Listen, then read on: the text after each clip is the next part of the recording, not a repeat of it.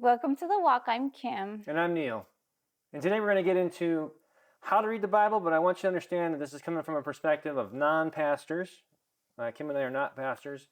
We kind of reconnected with Christianity, and it's all very new to me. Kim has a little bit more background in that, and you can see our previous videos. We both kind of told our story about our past, so if that's of any interest to you, you can check that out. But I wanted to talk today about reading the Bible as a new, fresh eyes, And when I say read the Bible, Kim knows I'm not actually reading it a lot on paper. I do a lot of audiobooks because I travel. And so it's one of the things that helps me.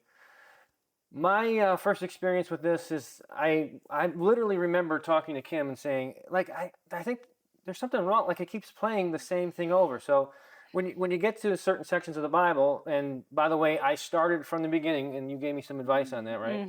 I said you should check out the New Testament first Yeah. because and that's in the Old Testament's great too, and I'll give you my opinion on why I said to start there. But I said, why don't you start there? It tells you the birth of Jesus, it tells you the story of Yeah. Jesus, and that tells you more about I think things that you're gonna find interesting in the beginning. The Old Testament has so much great information, and definitely don't skip it. But I thought as a new person, I thought, why not start there?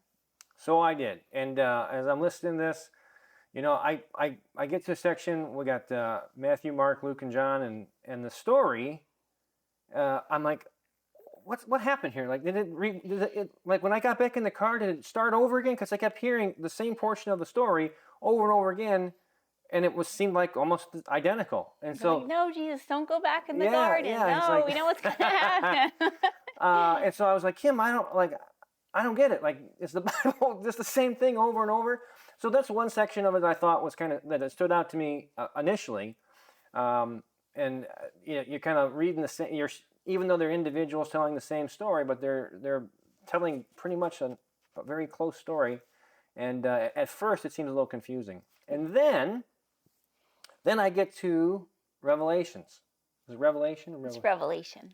Revelation. There you go. So I get to Revelation, and I don't know. It was like one of those things where, like, you're watching a movie, and then the director quit. I don't know, and they got somebody else, and it was wild. It was wild.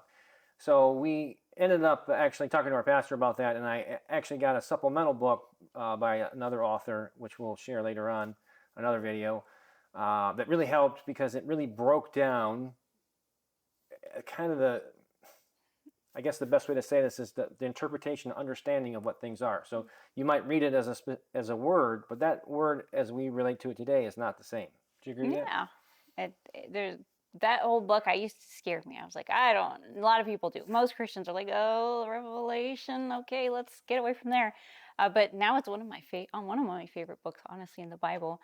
My story is different because I grew up doing, like I said in the last video, Bible quizzing. So it was all about memorization. And so now my main goal is reading the Bible and understanding it, and really like I sometimes I'll even catch myself. Sometimes I'm just reading words and I'm like, wait, what did I just say? And making sure I'm like really interpreting and understanding it's not about, quantity, it's about quality. I'd rather spend 5 minutes looking at one verse than, read 10 verses and I'm like, oh, yeah, I read that, but I didn't really read it. So grasping that. And if you are newer Christians, which this video is geared more towards, is when you're looking at starting the Bible, just to understand how it works. Obviously, the New Testament, it's the story of Jesus, and the first few, like Neil said, are the same story, but they're told from different accounts, and it helps with the credibility and also gives you a different lens. Like Matthew is very focused on the genealogy in the beginning, which I find very interesting on how Jesus came to be in the first place.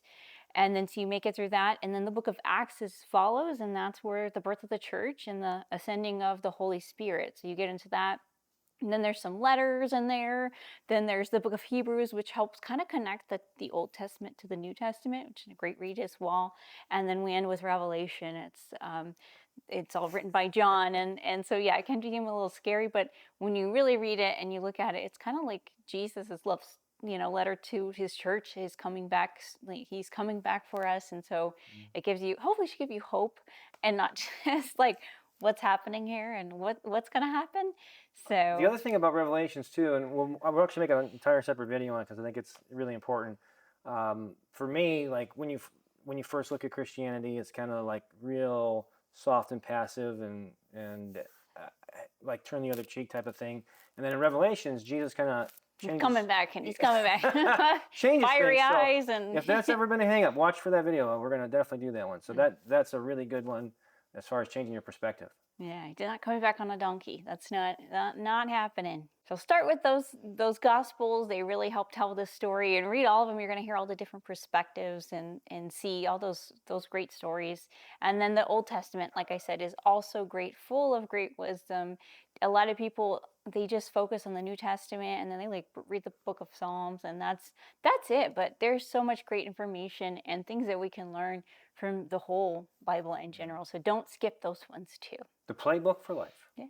So the purpose of this video really is kind of to take fresh eyes, somebody new into Christianity, and kind of give you my perspective on things.